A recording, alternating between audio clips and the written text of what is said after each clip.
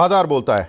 FIIs DIs का data देखते हैं। एफआईज के डेटा में कोई बदलाव नहीं है, वो रोज सेल कर रहे थे, कल भी सेल किया। डीआईज के में भी बदलाव नहीं है, रोज बाय करते थे, उसमें भी बाइंग देखने के लिए मिली। आंकड़े चेंज हो जाएंगे।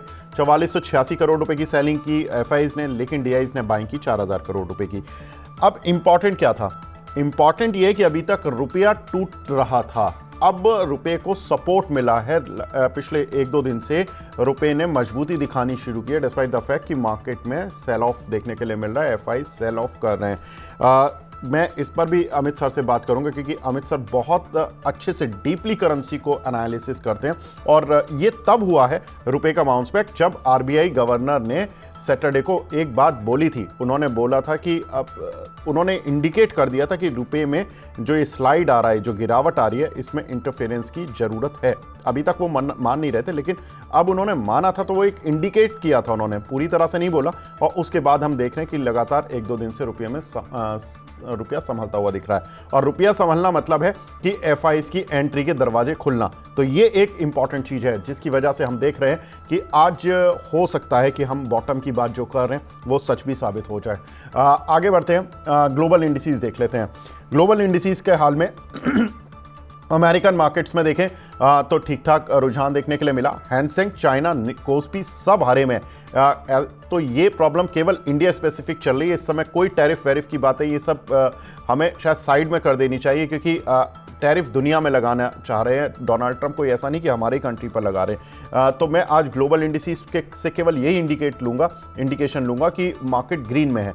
आगे बढ़ते हैं, गेनर्स और लूजर्स की लिस्ट देख लेते हैं। गेनर्स कौन है और आज की अभी तक की मार्केट में लूजर्स कौन से? आईसेल करीब 7% ऊपर है, एल्की इक्विपमेंट 3%, श्नाइडर 2.5%, वाटेक वबाक 2%, प्रूडेंट करीब 2%। तो बहुत ज़्यादा गेनर्स की लिस्ट में दम नहीं है। लूजर्स की लिस्ट में तो बिल्कुल दम होगा आज। एक बार देख लेते हैं डेटा क्या है। देखिए, जेंसोल करीब 16.25%, Kirloskar engineering 11%, Sammaan capital 10%, Renuka sugar 10%, Time Technoplast 10%। ये बता रहा है कि मार्केट में स्ट्रेंथ किस तरह की है। मार्केट में जो वीकनेस है वो ये है कि कहीं ना कहीं आप रिजल्ट लाइए, थोड़े वीक करिए, पनिशमेंट बहुत ज़्यादा मिलने वाला है। आप अच्छे रिजल्ट्स लाइए, आपको कोई रिवॉर्ड नहीं मिलेगा। ये मार्केट की टेंडेंसी इस समय चल रही है। बहुत सारे रिजल्ट्स वाले शेयरों पर भी हम बात करेंगे, लेकिन अमित सर, 2 चीज़ें जो मैं आपसे बात करना चाह रहा था। एक कि आरबीआई गवर्नर का ये इंडिकेशन देना कि करेंसी को अब बचाना है, मतलब उन्होंने इंडिकेट किया, साफ शब्दों में नहीं बोला, और करेंसी बचना शुरू हो गई है। दूसरा, हमारे प्रधानमंत्री मोदी जी वहाँ गए हुए हैं कल अमेरिका। उन्होंने कल पेरिस में भी मुलाकात की, अमेरिका के उपराष्ट्रपति के साथ भी मुलाकात हुई उनकी, और उनके बच्चों के साथ उन्होंने काफ़ी एंजॉय किया। तो ये कहीं ना कहीं इंडिकेशन ये लग रहे हैं कि अमेरिका की जो नई सरकार बनी है उसके साथ हमारी गवर्नमेंट के रिश्ते ठीक हैं। और तीसरा सर, सबसे इंपॉर्टेंट फिगर कि टैरिफ दुनिया में लग रहा है, सबसे ज़्यादा इंडिया के ही मार्केट पिट रहा है। ऐसा कौन सा टैरिफ इंडिया पर सबसे स्पेशल लगने वाला है? तो ये 3 चीज़ें आप मुझे बताएं सर, कैसे देखना चाहिए इनको? विवेक, एक एक करके लेते हैं। सबसे जी पहले आपने करेंसी की बात की, तो देखिए, करेंसी में जो कल और आज में हुआ है ये solely because of RBI interference and RBI action हुआ है। तो मैं पर्सनली इसको बहुत ज्यादा तवज्जो नहीं दूंगा ओके। ये अंडरस्टैंड करने के लिए कि मार्केट, हमारी इक्विटी मार्केट कहाँ जा रही है। मैं उसको समझने के लिए अभी करेंसी को बहुत ज्यादा इंपॉर्टेंस नहीं दे रहा हूं, क्योंकि देखिए हमारी जो करेंसी है आईएनआर, वो कन्वर्टेबल करेंसी नहीं है। और ऐसे में जो है वो अगर आरबीआई जो है 2, 3 या 4 बिलियन डॉलर अगर सेल कर दे एकदम, तो बड़े आराम से जो है 1, 1.25% की जो है वो मूवमेंट आ सकती है। और एग्जैक्टली वही हुआ है। आरबीआई ने कल और आज में जो है कई बिलियन डॉलर्स की सेल की है। एग्जैक्ट अमाउंट किसी को नहीं मालूम, मगर अटकलें लगाई जा रही हैं। तो यही करेंसी अगर अपने खुद की नेचुरल स्ट्रेंथ से अगर ये रिकवर करती 1-1.25%, तो एक अलग बात थी। मगर यहाँ पे आरबीआई एक्शन है, तो इक्विटी मार्केट्स में कितनी भी बड़ी डेवस्टेशन हो रही हो, इक्विटी मार्केट को कोई नहीं रोक सकता है, क्योंकि वो एक बिल्कुल ही फ्री मार्केट है, कंपेटिटिव मार्केट है, जहां पे किसी के पास भी इतनी ताकत नहीं है कि वो मार्केट का रुख केवल अपने दम पे मोड़ दे।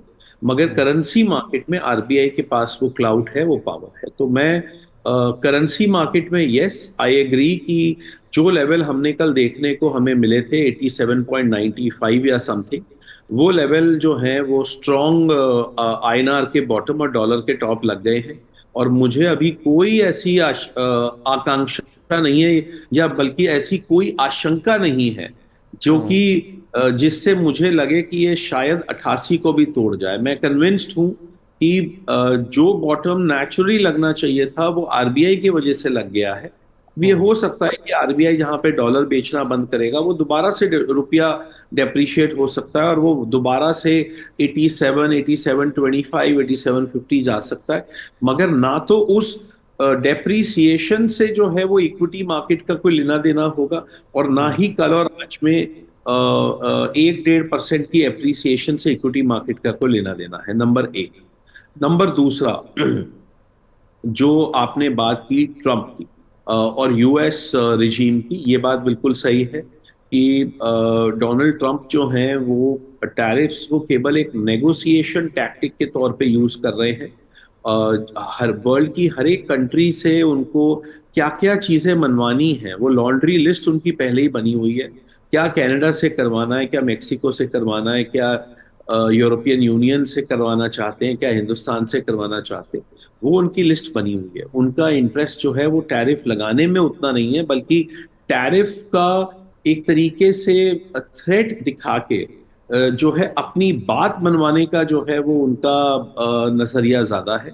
और मैं समझता हूँ कि इंडिया से वो ये चाहते हैं कि जो इंडिया टैरिफ लगाता है यूएस प्रोडक्ट्स पे, वो काफी हाई है कंपेयर टू उन टैरिफ्स के जो कि यूएस इंडिया के प्रोडक्ट्स पे लगाता है। तो उनकी मंशा ये है कि इंडिया अपने टैरिफ्स कम करे। और मैं समझता हूं कि prime minister Modi ji, US जो उनकी कल मीटिंग होने वाली है, ये मीटिंग में ये चर्चा जरूर होएगी। और मुझे लगता है कि बैक चैनल कन्वर्सेशंस पहले ही चल रही हैं, क्योंकि देखिए प्राइम मिनिस्टर एंड प्रेसिडेंट्स जो हैं वो बाद में बिल्कुल। मिलते हैं। उससे पहले जो है वो उनकी जो ब्यूरोक्रेट्स हैं वो पहले ही मिल लेती हैं, मिनिस्ट्रीज जो हैं और सेक्रेटरी जो हैं वो पहले मिल लेते हैं। तो वो मुलाकातें ऑलरेडी चल रही हैं, गहन डिस्कशंस चल रहे हैं। और मुझे लगता है कि वो एक नतीजे पे पहुंच जाएंगे, एक कॉम्प्रोमाइज फॉर्मूले पे पहुंच जाएंगे, जहां पे जो है इंडिया कुछ अपने टैरिफ कम करेगा। और कम करने की वजह से जो है डोनाल्ड ट्रंप इंडिया के प्रति एक थोड़ा सॉफ्टर रुख अख्तियार करेंगे। और वैसे भी डोनाल्ड ट्रंप को इंडिया या मोदी के अगेंस्ट कुछ नहीं है, क्योंकि उनकी जो जो एक तरीके से जो राइवलरी है वो चाइना के साथ है, और उस राइवलरी में इंडिया उनका एक साथी एक कंट्री है। इंडिया जो है उनके अगेंस्ट नहीं है। तो इससे मैं नहीं समझता कि वो इंडिया को डाउन करना चाहते हैं। इंडिया से टैरिफ कम करवाना चाहते हैं, जो कि हो जाएगा। और मुझे लगता है कि एक सुलहनामा हो जाएगा जिसके तहत इंडिया उनसे डिफेंस के इक्विपमेंट ज्यादा खरीदेगा, उनसे नेचुरल गैस के जो है वो एलएनजी के शिपमेंट ज्यादा खरीदेगा और टैरिफ कम करेगा। इसके एवज में डोनाल्ड ट्रंप इंडिया के अगेंस्ट कोई अलग से कोई खराब कोई स्टेप नहीं लेके आएंगे, ऐसा मेरा मानना है। अब हम आपकी तीसरे सवाल पे आते हैं कि ये इंडिया के साथ ऐसा क्यों हो रहा है। इंडिया को ये जो टैरिफ वॉर्स है, क्या इंडिया के ऊपर सबसे बड़ा प्रतिकूल उसका प्रभाव पड़ रहा है जिसके वजह से इंडिया के ऊपर ज्यादा डैमेज हो रहा है? नहीं। जो इंडिया के ऊपर जो इंडियन मार्केट्स में जो डैमेज हो रहा है वो टैरिफ वॉर्स की वजह से नहीं है विवेक। ये इस वजह से है क्योंकि हमारे डोमेस्टिक मनी के वजह से जितनी मंदी आनी चाहिए थी इंडियन मार्केट में, क्योंकि एफआईआईज जो है 3.25 लाख करोड़ का माल अब बेच चुके हैं। सितंबर 4th वीक से लेके अब तक 3.25 लाख करोड़ रुपए का माल सेकेंडरी मार्केट में बेच चुके हैं।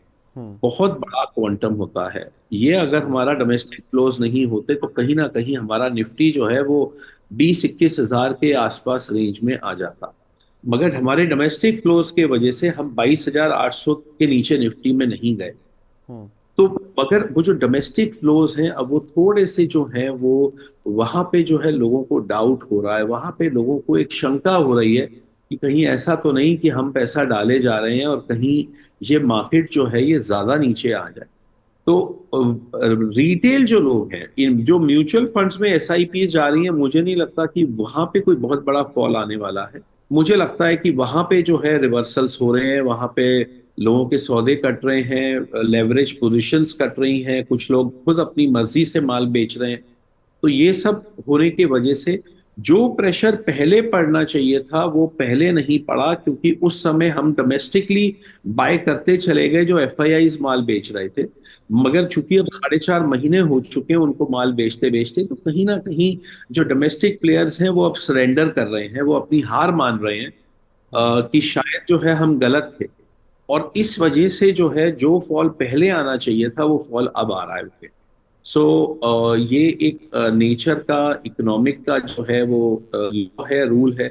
हमने सितंबर में पेज 360 ने एक बहुत बड़ा जो है, हमने एक आर्टिकल पब्लिश किया था जिसमें हमने कहा था कि भाई रिटेल मनी जो है, ये जो एफआईआईज को और पी इन्वेस्टर्स को और प्रोमोटर्स को एग्जिट दे रहा है, ये फाइनली रिटेल मनी के लिए बहुत डैमेजिंग होएगा।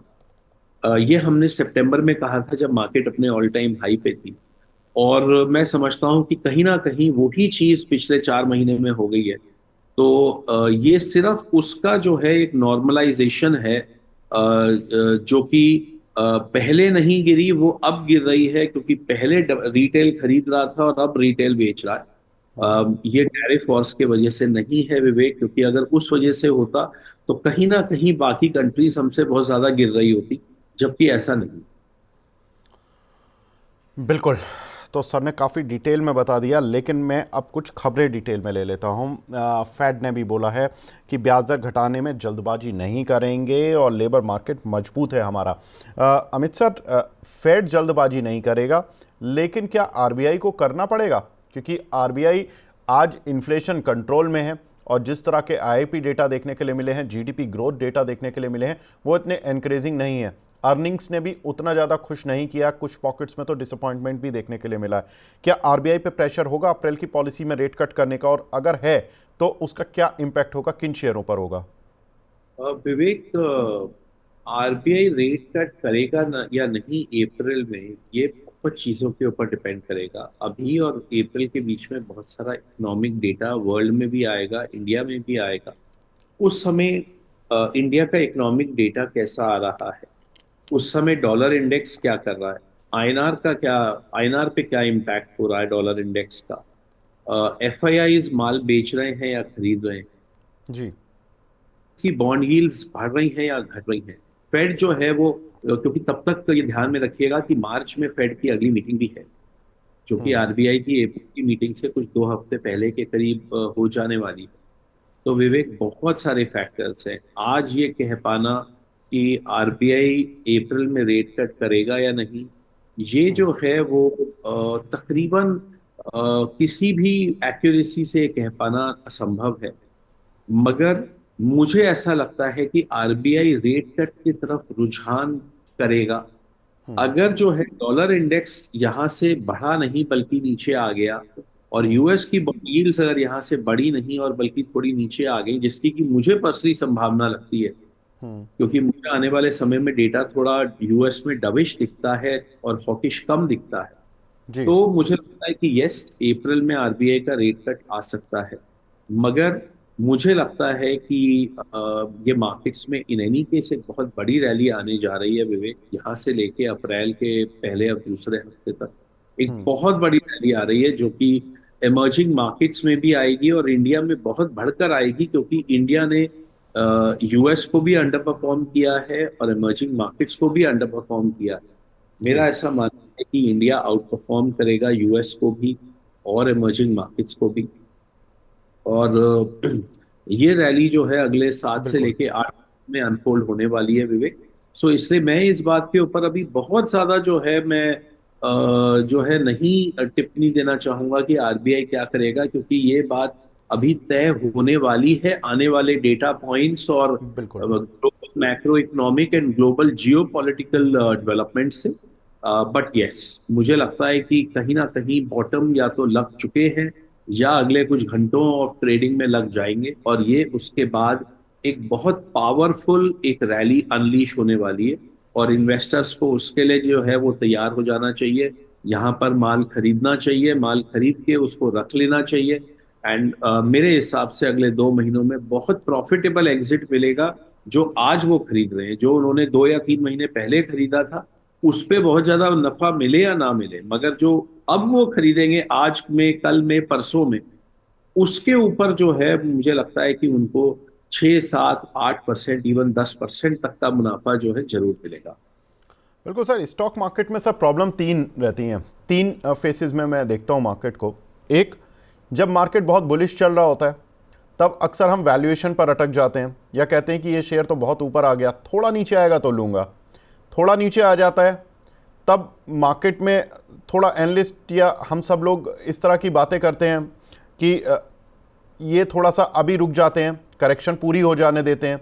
वो करेक्शन कई बार पूरी भी खुद हो जाती है और मार्केट ऊपर निकल जाता है। बॉटम पर अक्सर लोगों के पास पैसे ही नहीं बचे होते, उनकी जो लिक्विड मनी होती है वो भी बॉटम पर ही होती है, उनके पोर्टफोलियो बॉटम पर होते हैं, उनके पास पैसे इन्फ्यूज़ करने के लिए नहीं होते। लेकिन सर जिनके पास पैसे हैं, ये बिल्कुल आप कह रहे हैं कि राइट टाइम है कि बिल्कुल इसमें अब रिस्क रिवॉर्ड के लिए रिस्क बहुत कम है और रिवॉर्ड ज़्यादा है, यही बात है सर? विवेक, एट पेज 360 हमारा सारा एंडेवर यही रहता है कि हम ये परखने की कोशिश करते हैं, क्योंकि हम मैक्रो टॉप डाउन इकोनॉमिस्ट और एसेट मैनेजमेंट कंपनी है। हम वर्ल्ड की और इंडिया की सारी एसेट क्लासेस को 24/7 रियल टाइम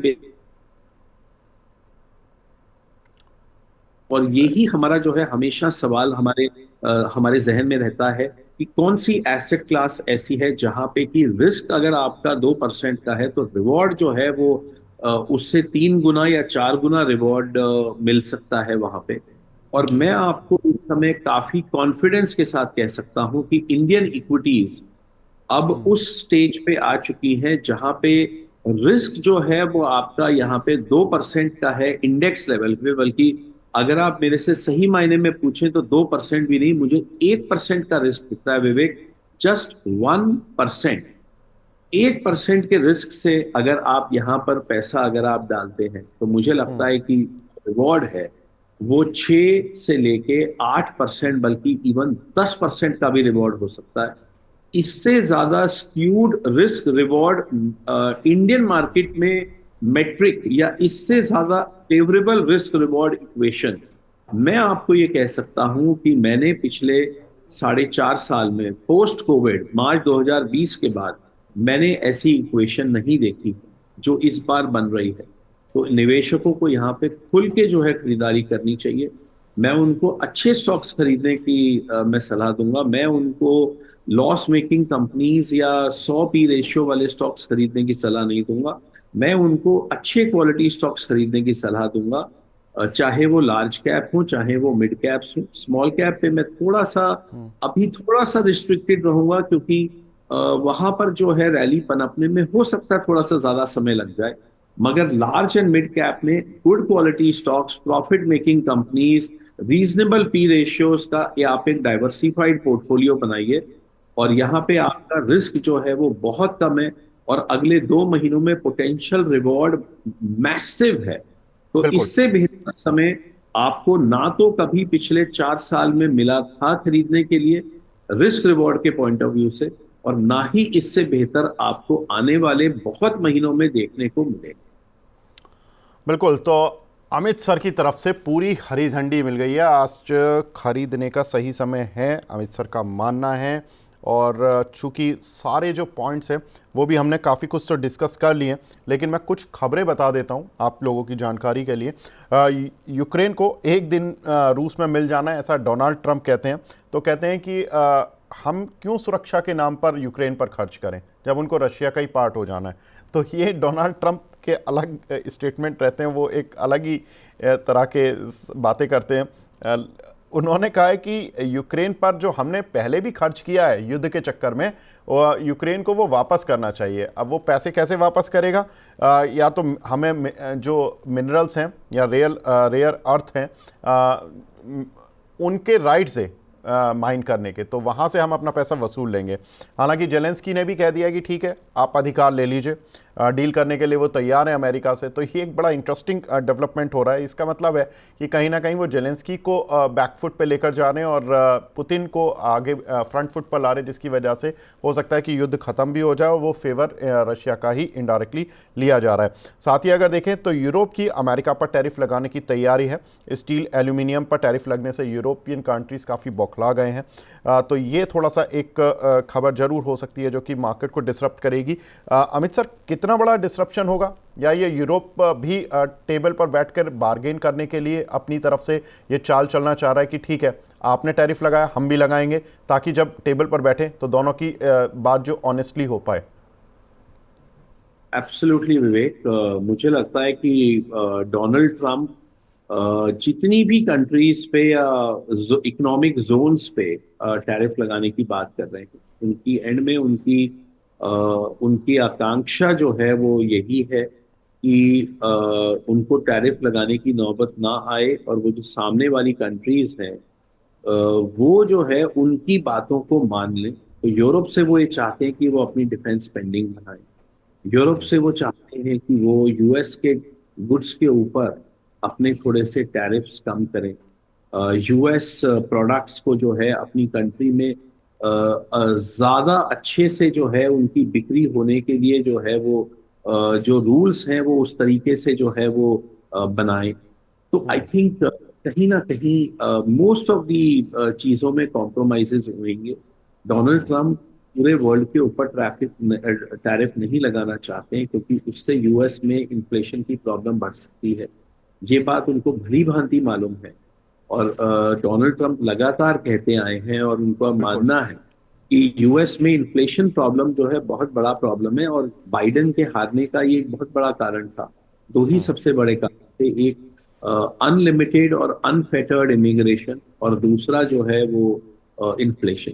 तो मुझे नहीं लगता कि डोनाल्ड ट्रंप जो है वो इन्फ्लेशन को बढ़ावा देना चाहेंगे किसी भी हालत में, और उनको मालूम है कि टैरिफ्स अक्रॉस द बोर्ड लगाने से इन्फ्लेशन बढ़ेगा। तो कहीं ना कहीं ये सारे मामले जो हैं वो आपसी बात से और समझौतों से ये बातें जो हैं वो क्लियर हो जाएंगी। तो मुझे नहीं लगता कि हमें टैरिफ वॉर्स के बारे में बहुत ज्यादा चिंता करनी चाहिए। आई थिंक ये आने वाले हफ्तों में और महीने भर में ये बात बिल्कुल क्लियर हो जाएगी कि डोनाल्ड ट्रंप जो है वो सिर्फ टैरिफ्स लगाना नहीं चाहते, टैरिफ्स का वो थ्रेट करके वो अपनी बातें मनवाना चाहते हैं। और मुझे लगता है कि ये जो रशिया यूक्रेन का जो मसला है ये आने वाले कुछ महीनों में ये वॉर रुकने की पूरी पूरी संभावना है, क्योंकि दोनों ही पार्टीज रशिया और यूक्रेन वो वॉर से अब थक चुके हैं और कहीं ना कहीं वो जो है एक सॉल्यूशन ढूंढ रहे हैं जिससे कि पेस सेविंग भी हो जाए। मुझे तो यूक्रेन का क्रेमिया मिल गया और मुझे ये टेरिटरी मिल गई और यूक्रेन ये कह पाई कि भाई हम तो पूरी की पूरी कंट्री ही जो है वो रशिया जो है कैप्चर कर लेता, मगर हम आज भी 70% इंटैक्ट है। तो कहीं ना कहीं अगले कुछ महीनों में कॉम्प्रोमाइज होएगा जो कि मार्केट्स के लिए बहुत फेवरेबल है, मगर ये अभी महीने या 2 महीने में हो जाए इसकी कोई बहुत ज्यादा संभावना नहीं है। अगले 6 महीने में होने की बहुत ज्यादा संभावना है, मगर मुझे लगता है कि सारे ग्लोबल फैक्टर्स को कंसिडर करते हुए मुझे लगता है कि निवेशकों को निवेश करना चाहिए आज कल और अगले कुछ दिनों में। जितना पैसा डाल सकते मार्केट में डालना चाहिए। बिल्कुल। एक इंटरेस्टिंग फैक्ट बताता हूं मैं। मैक्सिको, जहां पर कि सबसे ज़्यादा टैरिफ लगने का डर है, उनका इंडेक्स पिछले एक वीक के हाई पर चल रहा है, और ना सिर्फ एक वीक के हाई पर चल रहा है, 1 मंथ हाई पर भी चल रहा है। और अगर मैं 6 मंथ्स का भी उनका चार्ट उठाकर देखूं तो अक्टूबर के बाद जो लेवल्स थे उनके इंडेक्स के, वही लेवल उनके अभी चल रहे हैं। इन्होंने लो जरूर लगाया था 2025 में 49,000 का इनके इंडेक्स ने। आईपीसी मैक्सिको के नाम से इनका इंडेक्स है, और अभी जो लेवल चल रहा है वो चल रहा है करीब 53,500। दैट मीन्स कि करीब 4,500 पॉइंट वो रिकवर हो चुके हैं, जहां पर टैरिफ सबसे ज़्यादा लगने वाली बात है। और हम इंडिया में सबसे ज़्यादा डर रहे हैं अक्टूबर से, जहां पर कि टैरिफ सबसे कम लगने की बात है। तो बड़ा एक अलग ही मार्केट है ये, जिसको समझना कई बार थोड़ा मुश्किल हो जाता है। लेकिन सर, मैं लास्ट खबर आपसे लूँगा। मूडीज की एक रिपोर्ट आई है, उन्होंने कहा कि टैरिफ लगने से भारत की स्टील कंपनियों के थोड़ा सा मार्जिन स्क्वीज होने की प्रॉब्लम आ सकती है, क्योंकि जो भारत का स्टील एक्सपोर्ट उतना बड़ा नहीं है यूएस को, लेकिन बात यह है कि भारत के जो पड़ोसी देश हैं जैसे वियतनाम हो गया, चाइना हो गया, जापान हो गया, साउथ कोरिया हो गया, जो कि मेजरली यूएस में एक्सपोर्ट करते हैं, वहाँ से डंपिंग हो सकती है। लेकिन इस पर एक और इंटरेस्टिंग चीज आई है, डेवलपमेंट आया, वो ये कि स्टील एसोसिएशन कह रही है कि भाई अब एंटी डंपिंग ड्यूटी लगा दीजिए वरना हमारी स्टील इंडस्ट्री बैठ जाएगी। सरकार से उनकी पूरी रिक्वेस्ट है, काफ़ी महीनों से कर रहे हैं, लेकिन अब शायद उनके पास जायज़ मांग है। क्यों? क्योंकि अगर ऐसा नहीं किया सरकार ने तो वो अपनी स्टील डेफिनेटली इंडिया में डंप करने की कोशिश करेंगे, चाइना, जापान और ये देश। भारत का कुल स्टील प्रोडक्शन करीब 145 मिलियन टन का था और अमेरिका को केवल 95,000 टन ही हमने स्टील पिछले साल एक्सपोर्ट किया, तो बहुत छोटा सा पार्ट है। 1 मिलियन टन भी हमने स्टील नहीं भेजी है उनको। सर अमित सर, कैसे देखें, एंटी डंपिंग ड्यूटी लगेगी तो क्या होगा और नहीं लगी तो स्टील शेयरों का क्या होगा? विवेक, एंटी डंपिंग ड्यूटी लगे या ना, मुझे लगता है कि स्टील कंपनियों को बहुत ज्यादा फर्क नहीं पड़ेगा, और उसका रीजन ये है। देखिए, डोनाल्ड ट्रंप ने स्टील और एल्यूमिनियम के अक्रॉस द बोर्ड टैरिफ लगाए हैं, यानी कि वर्ल्ड की हर कंट्री पे लगाए हैं। उसमें ना तो वियतनाम एक्सक्लूडेड है, ना चाइना एक्सक्लूडेड है, ना टर्की, ना ब्राजील, ना मेक्सिको, ना कनाडा, तो सब पे लगाए हैं। यानी कि एवरीबडी इज एट पार। यहाँ पर जो है वो अगर एक कंट्री पे लगते दूसरे पे नहीं लगते तो मैं बिल्कुल एक एडवांटेज मिल रहा है, दूसरी कंट्री को कंपेटिटिव डिसएडवांटेज मिल रहा है, मगर यहाँ पे ऐसा नहीं है। अगर सब पे अक्रॉस द बोर्ड टैरिफ लगता है तो सभी जितना क्वांटिटी अभी एक्सपोर्ट कर रहे हैं यूएस में, सभी वो उतना ही कर सकते हैं। सिर्फ हाँ, एक बात जरूर है कि यूएस जो है अपनी जो भी उनकी स्टील की कंजम्पशन है उसका 82-83% वो खुद प्रोड्यूस करता है और 17% इंपोर्ट करता है।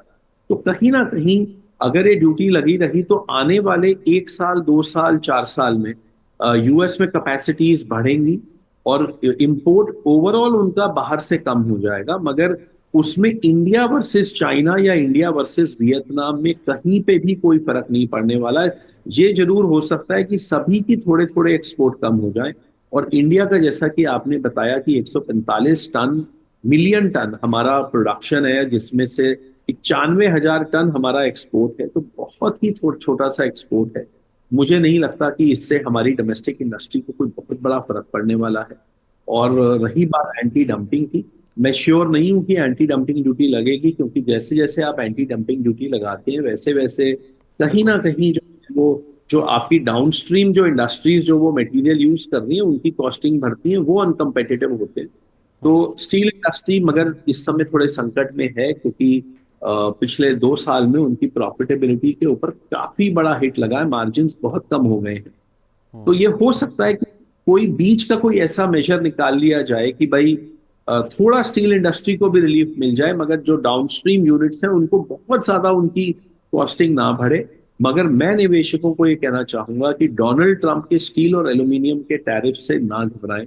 इससे इंडिया की स्टील इंडस्ट्री को बहुत ही नाम मात्र का ही फर्क पड़ने वाला है।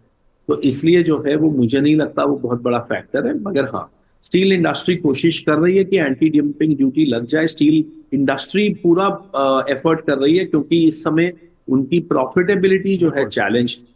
मगर मैं बहुत ज्यादा श्योर नहीं हूं कि गवर्नमेंट कितनी हद तक उनकी बात को माने।